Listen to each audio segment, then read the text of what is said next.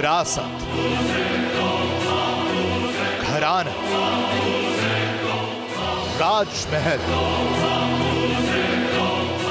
राजा और महारानी। हुक्म पत्थर की लकीर, जो तय कर लिया वही भाग, और जो बोल दिया वही वजह।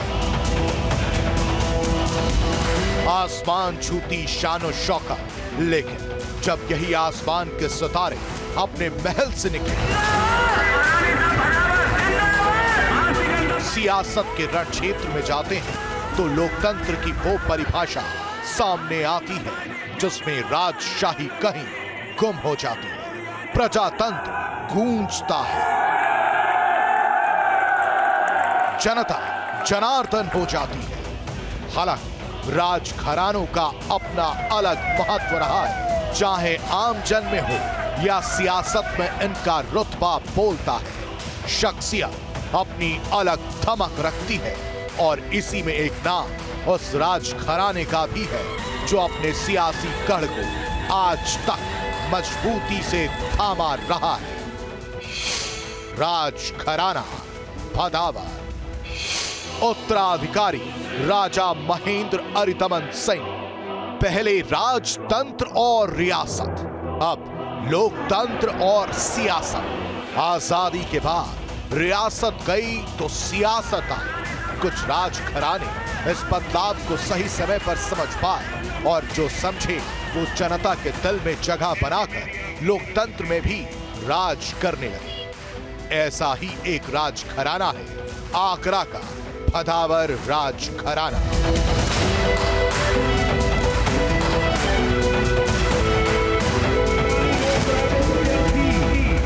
मैं लाख कह दूं कि आकाश हूं, जमीन हूं मैं, मगर उसे तो खबर है कि मैं बिना जनता के अब कुछ नहीं। सभी का आदर है।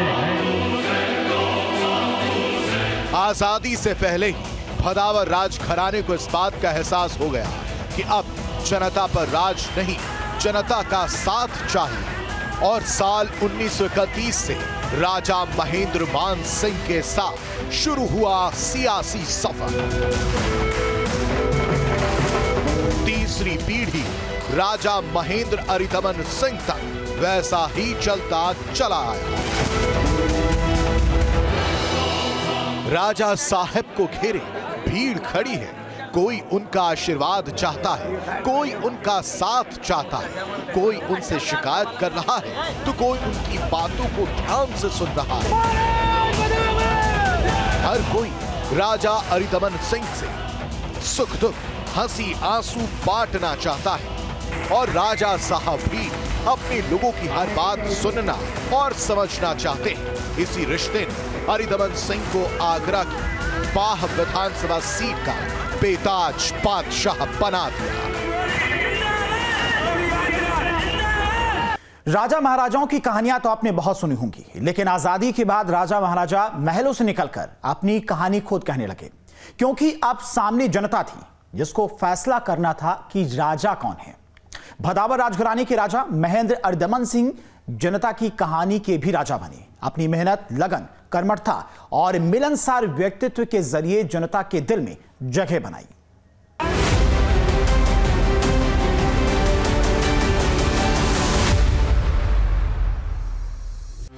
लंबी कदकाठी,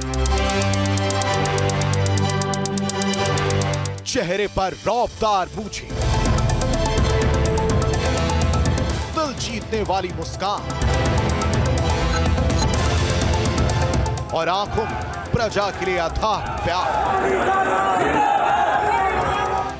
ये है राजा महेंद्र अरिदमन सिंह।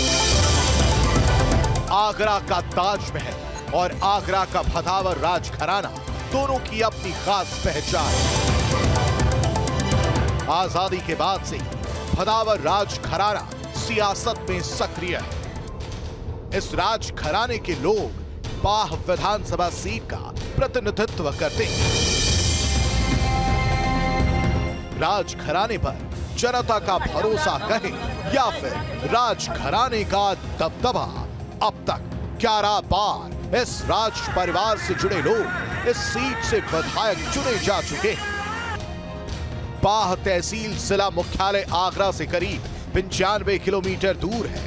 2 राज्यों यानी राजस्थान, मध्य प्रदेश और यूपी के 2 जिलों इटावा और फिरोजाबाद की सीमा से लगा हुआ है। तीर्थ नगरी बटेश्वर और जैन अनुयायियों का बड़ा आस्था स्थल शौरीपुर बाग क्षेत्र में ही पड़ता है। इसी रियासत के राजा हैं राजा महेंद्र अरिदमन सिंह।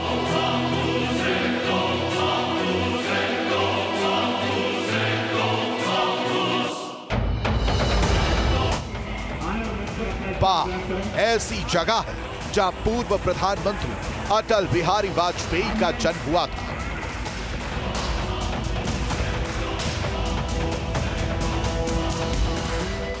यही वजह है कि इसका असर राजा अरिदमन सिंह और अटल जी के रिश्तों में भी दिखता है।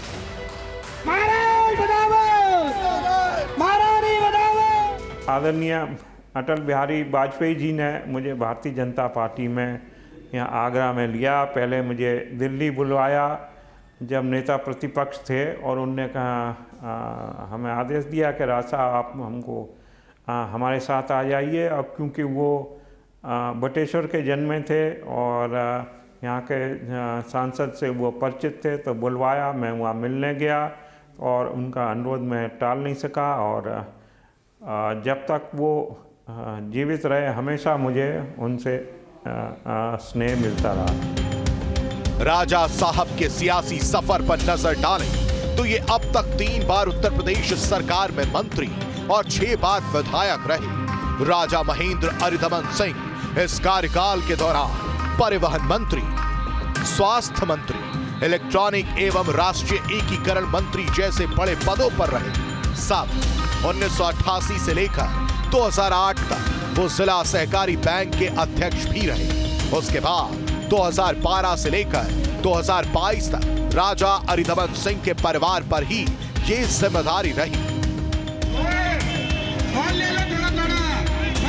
इस दौरान जनता का भरपूर प्यार और विश्वास उनको हमेशा मिलता रहा।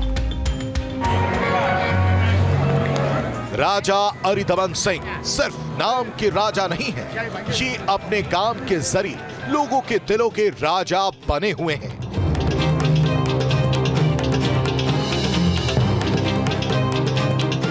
अपने कार्यकाल के दौरान राजा अरिदमन सिंह के प्रयासों की वजह से बाह क्षेत्र में कई अभूतपूर्व काम किए गए हैं।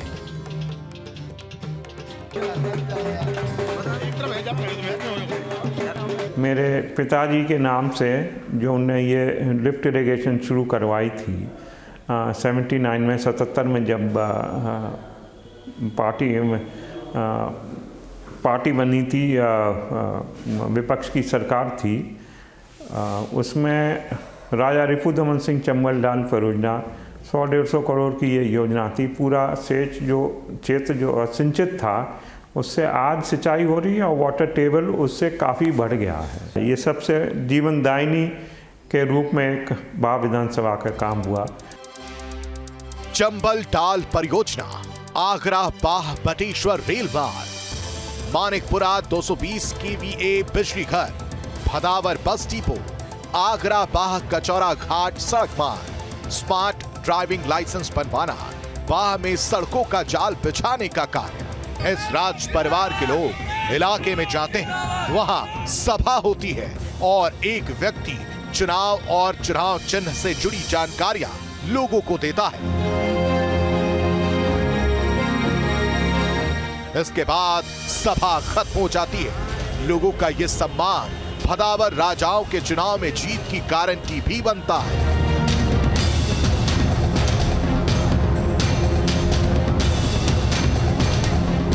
लगातार 5 दफ़े मैं राज और 6 दफ़े मैं विधायक रह चुका हूँ। 3 दफ़े कैबिनेट मंत्री, परिवहन, स्वास्थ्य और स्टैंप रजिस्ट्रेशन, इलेक्ट्रॉनिक्स।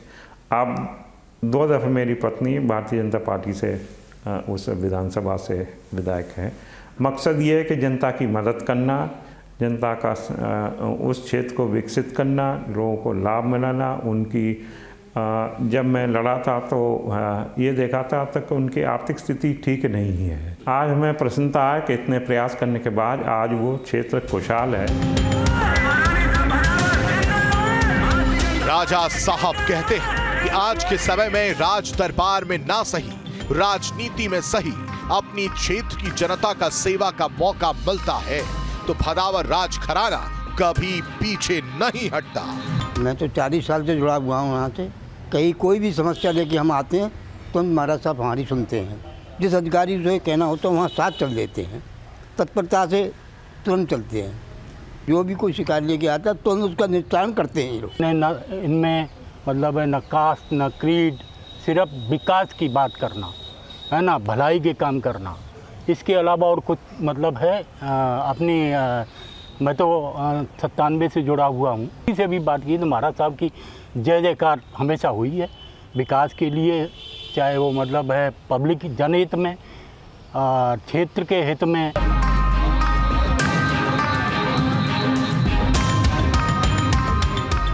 यानी राजा महेंद्र अरिदमन सिंह अब सियासत के राजा है।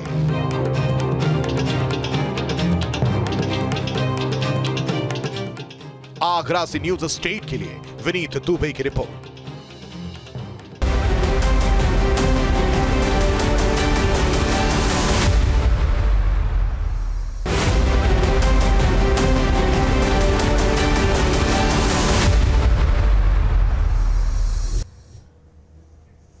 तो अभी तक आपने भदावर राजघराने के राजा महेंद्र अरिदमन सिंह के बारे में, उनके सियासी सफर के बारे में जाना और कैबिनेट मिनिस्टर रहने के दौरान उन्होंने अपनी क्षेत्र की जनता के लिए कौन कौन से बड़े काम किए, विधायक रहते हुए किस तरह से क्षेत्र की जनता के साथ जुड़े हुए हैं, ये सब कुछ आपने जाना। कुछ अनसुने किस्से भी आपको सुनवाएंगे क्योंकि हमारे साथ में इस वक्त खुद स्टूडियो में मौजूद हैं भदावर राजघराने के राजा महेंद्र अरिदमन सिंह। बहुत बहुत स्वागत है सर आपका न्यूज स्टेट पर। सबसे पहला सवाल सर आपसे यही है कि राजनीति की शुरुआत आखिरकार कैसे हुई, कैसे आपकी रुचि राजनीति में आई? देखिए, मेरे राजनीतिक परिवार में ही जन्म हुआ। जब मेरे पिताजी 25 साल की उम्र थी और तभी उसी समय मेरा जन्म हुआ, उसी समय पहले दफ़े वो विधायक बने। तो राजनीतिक परिवार में ही जन्म हुआ। बातचीत भी अक्सर राजनीति की होती थी और उनके अस्वस्थ होने के कारण उन लोगों का लगा हुआ। मेरे भी इच्छा थी कि हम भी लोगों की मदद करें, उनकी सेवा करें जैसे हमारे पिताजी कर रहे थे, तो उससे हमारा जुड़ाव और लगाव हो गया। और मेरा मानना था कि राजनीतिक पद, राजनीति ही एक ऐसा माध्यम भी हो सकता है कि पद के साथ साथ लोगों की ज़्यादा से ज़्यादा मदद भी कर सकते हैं और क्षेत्र के विकास भी कर सकते हैं और अपने जिस क्षेत्र से हमारे पिताजी थे, जिस क्षेत्र में लड़ा, उसमें खुशहाली भी ले आ सकते हैं।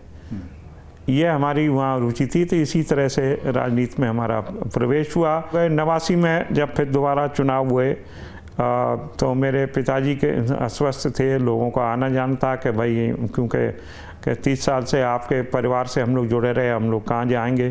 तो एक मनोवैज्ञानिक दबाव भी था और मेरी रुचि भी थी कि हम भी इनकी, मेरे पिताजी जैसे मदद करते रहें, क्यों अपने क्षेत्र में रहे हैं, अपने रहे हैं। मेरे पिताजी राजा भी रहे थे, उसके बाद विधायक भी रहे, तो मेरे भी इंटरेस्ट धीरे धीरे बन गया और परंतुगता 89 में मैं पहली दफ़े विधायक बना। लेकिन उतना भी उसमें भी जो हम अपने क्षेत्र के लिए कर सकते थे किया। सबसे महत्वपूर्ण ये थी कि पोस्टमार्टम गृह वहाँ बनवाया, जो क्योंकि 80-90 किलोमीटर दूर था और शरीर की बॉडी की दुर्गति हो जाती थी। 3 दिन में जब पोस्टमार्टम आगरा होकर जब गर्मियों में बरसात में पहुँचता था तो शरीर की दुर्गति हो जाती। तो सबसे महत्वपूर्ण काम वहाँ पोस्टमार्टम गृह बनवाया बाह में। और 89 में करीब 100 ट्यूबवेल, क्योंकि बेहड़ी क्षेत्र था बाह का, चंबल के बेहड़ी क्षेत्र में और ज़मीन के बेहड़ी क्षेत्र में सिंचाई के साधन नहीं थे, तो 100 करीब EEC योजना के तहत ट्यूबवेल लगे और 40 लाख रुपए के उस समय काफ़ी हुआ करते थे। सड़कें बनवाई और उसके बाद फिर अगर दोबारा 91 में चुनाव हुए तो उसमें स्कूल और सड़क ये तो अनवरत हम लोग बनवाते ही रहे। लेकिन लंबा कार्यकाल हमें जब मिला, जब भारतीय जनता पार्टी में मैं 89 में हमें अवसर मिला, आदरणीय स्वर्गीय अटल बिहारी वाजपेयी जो बटेश्वर थे, यहाँ नेता प्रतिपक्ष थे पार्लियामेंट में, तो उन्होंने बुलवाया और मुझसे आदेश दिया कि अब आप रास्ता हमारे साथ आ जाइए। तो भारतीय जनता पार्टी में आ गए। एक विशाल रैली आगरा में हुई, आदरणीय प्रधानमंत्री जी ने उसको एड्रेस किया और मेरा भारतीय जनता पार्टी में प्रवेश हो गया। सर, अगला सवाल मेरा ये है कि जब आप राजनीति में आए उस दौर में क्या कुछ परिस्थितियां, क्या कुछ चुनौतियां रही आपके सामने? क्योंकि आज के दौर की बात करें तो बहुत सारे माध्यम हैं लोगों से जुड़ने के। मोबाइल से आप जुड़ सकते हैं, उनसे बातचीत कर सकते हैं, किसी पीड़ित का हालचाल ले सकते हैं, टीवी के माध्यम से आप अपना संदेश पहुंचा सकते हैं। लेकिन उस दौर में लोगों के घरों में ना टीवी थे, ना मोबाइल फ़ोन थे, तो क्या क्या परिस्थितियाँ उस दौर में थी, क्या क्या चुनौतियाँ जब आप राजनीति में आए? देखिए, गांव-गांव जाना पड़ता था, घर घर जाना पड़ता था, लोगों से व्यक्तिगत हाथ जोड़ के अनुरोध करना पड़ता था, अपील करनी पड़ती थी, तब लोग अपना जुड़ाव मानते थे। क्योंकि उसके पहले कांग्रेस के विधायक थे, तो उस मित्र को हमें तोड़ना था। तो गांव-गांव घर घर जाके हमको अपने निवेदन प्रार्थना करनी पड़ती थी कि आप हमको वोट दीजिए, और मेरा पहला चुनाव था। अंततः उसमें मैं विजय हुआ। 6 बार जनता ने आपको विधायक बनाया, क्षेत्र की जनता में इतना ज़्यादा प्यार था, 3 बार कैबिनेट मिनिस्टर आप रहे। किस तरह से अपने क्षेत्र का आपने विकास किया, कौन कौन से बड़े काम किए जिससे जनता का आपको इतना प्यार मिलता रहा? देखिए, एक तो व्यक्तिगत रूप से हमको ने उनको सुख दुख में उनको शेयर किया। उनके सुख दुख में या मृत्यु हो जाए, या उनके यहाँ शादी हो, या त्रयोदशी हो, या भागवत हो, उसमें जाते रहे। और छोटे बड़े विकास काम हम लोग ने उनके लिए किए। और जैसे जब विधायक रूप में, तो मैंने बताया था, पोस्टमार्टम गृह बनाया। और उसके बाद जब मंत्री बनने का मुझे अवसर मिला भारतीय जनता पार्टी आदरणीय कल्याण सिंह जी की सरकार में, तो जो मेरे पिताजी ने जनता पार्टी के टाइम जो योजना चलाई थी वो अधूरी थी, कुछ काम नहीं हो पाया था। उसको पुनर्जीवित करके आदरणीय सिंचाई मंत्री जी ने 18 महीने में उसको पूरा किया। उसका नाम भी भारतीय जनता पार्टी के मांग पर राजा रिपुदमन सिंह चंबल डाल परियोजना रखी गई। वो पूरे क्षेत्र को सिंचित भी कर रही है, वाटर टेबल भी बढ़ रही है, और पानी की दिक्कत जो होती थी वो भी बहुत उससे कम हो गई है। यानी कि सर, आपके परिवार का भी काफ़ी ज़्यादा इसमें योगदान रहा है, और जिस तरह से आपने अपने कार्यकाल में इतने बड़े काम किए हैं और उसी वजह से जनता का प्यार आपको लगातार मिलता रहा। आपके परिवार की बात करें सर, क्योंकि आप राजघराने से आते हैं और राजघराने का धर्म पहले से ही रहा है कि जनता की सेवा करना। तो ऐसे में राजनीति में आने से पहले आपका क्या कुछ मकसद था? कौन एक शख्स ऐसा था जिसको आप अपना प्रेरणा स्रोत मानते थे और उन्हीं को देखकर आप राजनीति में आना चाहते थे? देखिए, पिताजी के साथ ही आता जाता रहा, अधिकारियों के साथ, और लोग से मिलना जुलना, वो हमको ले जाते थे अधिकारियों से मिलने। तो रुचि भी बढ़ गई और एक माध्यम भी बन गया, और उसी से जनता की सेवा करने की, जनता की मदद के लिए एक अवसर मिला, और उसके हम लोग करते आए हैं और करते रहेंगे। पिताजी भी आपके लगातार जनता के बीच में जाया करते थे, और उनके साथ आप भी अक्सर लोगों के बीच में अपने पिताजी को देखते थे, किस तरह से वो जनता की सेवा कर रहे हैं, जनता से जुड़ रहे हैं। राजनीति में जब कोई इंसान आता है तो उसके लिए कई सारी परिस्थितियां, कई सारी चुनौतियां होती हैं कि एक क्षेत्र की जनता रहती है जो वो भी परिवार है, और एक अपना खुद का परिवार है। तो दोनों के बीच में कैसे समन्वय लाते, कैसे समय निकालते थे आप अपने परिवार के लिए? देखिए, एक दफ़ा घुसने के बाद मुझे अंदाज भी नहीं था, लेकिन व्यक्तिगत रूप से अपने परिवार को मैं समय नहीं दे पाया, क्योंकि राजनीति में आने के बाद वो ही आपका बड़ा परिवार बन जाता है। तो बस वही परिवार के प्राथमिकता पे उनकी मदद करना ही रह गया। बाकी मेरी पत्नी के ऊपर मैंने छोड़ दिया था परिवार की जिम्मेदारी। परिवार के लिए जब समय नहीं निकाल पाते थे, हर वक्त बाहर रहते थे, क्षेत्र की जनता के बीच में जब आप रहते थे सर, तो परिवार की तरफ से किस तरह का सहयोग आपको मिलता था? परिवार की तरफ से शिकायत नहीं की जाती थी कि पिताजी समय नहीं देते हैं, या फिर आपकी धर्मपत्नी शिकायत नहीं करती थी कि आप समय नहीं देते हैं? वो सब ये चीज़ समझते थे कि भाई हाँ, हमको ज़रूरी है जनता के बीच में जाना, काम करना, लखनऊ जाना, आगरा आना, अपने बाह विधानसभा क्षेत्र में जाना, या अन्य कहीं उत्तर प्रदेश में जाना। तो वो समझती थी बाकी पालन पोषण का जिम्मेदारी बच्चे की, लड़के की, वही देखती थी। अटल जी से भी आपकी सर मुलाकात काफ़ी यादगार थी, जैसा कि आपने जिक्र भी किया कि लगभग 96 के दौर में अटल जी से आपकी मुलाकात हुई थी और उसी के बाद आप बीजेपी में आए थे, कई सारी बड़ी जिम्मेदारियां आपने निभाई। अटल जी से मुलाकात आपकी कैसे रही और क्या कुछ बदला उस मुलाकात के बाद? बड़ा सुखद था। पहले जो सबसे पहले अटल जी आडवाणी जी की भेंट जब आगरा में राष्ट्र कार्यकारिणी में हुई थी, जब मैं राजनीति में नहीं था, लेकिन किसी के माध्यम से मैं वहाँ मिलने गया और अपने स्तर से प्रणाम करे। और लेकिन उसके बाद तो फिर जब बुलाया तो उनका आदेश था ही, और फिर हम भारतीय जनता पार्टी में आ गए और उनका हमेशा स्नेह हम पे बना रहा। कभी सर केंद्र की राजनीति में जाने के बारे में नहीं सोचा, आगरा से बाहर निकलकर केंद्र की राजनीति में? देखिए, केंद्र की राजनीति में पार्टी ने मुझे टिकट दिया था 2009 में, लेकिन बहुत से कारण थे, उसमें सफलता नहीं मिली। अजीत सिंह जी ने भी बुलाया था कि आप पार्टी से लड़ लीजिए, लेकिन मैंने कहा लड़ूंगा तो बीजेपी से ही लड़ूंगा। और आदरणीय स्वर्गीय जेटली जी ने कहा कि आप चिंता मत करिए, वो सीट अपने पास रहेगी और आप तैयारी करिए।